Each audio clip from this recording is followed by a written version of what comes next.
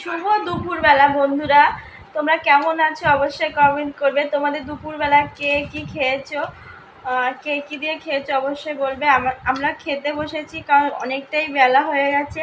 তো আজকে দুপুরে আমি কি কি দিয়ে খাচ্ছি অবশ্যই তোমরা দেখে নাও সেটা। কিন্তু তোমরা কে কি দিয়ে খাচ্ছ দুপুরে অবশ্যই কিন্তু আমাকে কমেন্ট করবে বা বলবে।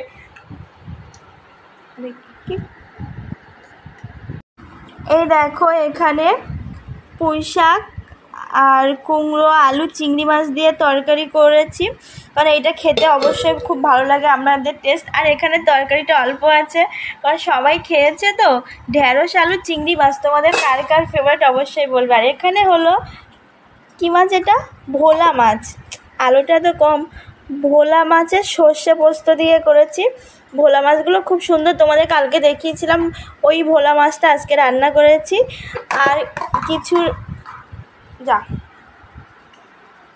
কিছু রান্না করে আমার এততেই আর কিছু রান্না করিনি, কারণ এইটুকুই করেছি তিনটে। আর কালকে আবার নিরামিষ বৃহস্পতিবার, ওই জন্য। ঠিক আছে, আজকের মতো এইটুকুই, আমরা খেয়ে নেই। তোমরা কে কি খাচ্ছ অবশ্যই কমেন্ট করবে। টাটা, আবার পরে কথা বলবো তোমাদের সাথে।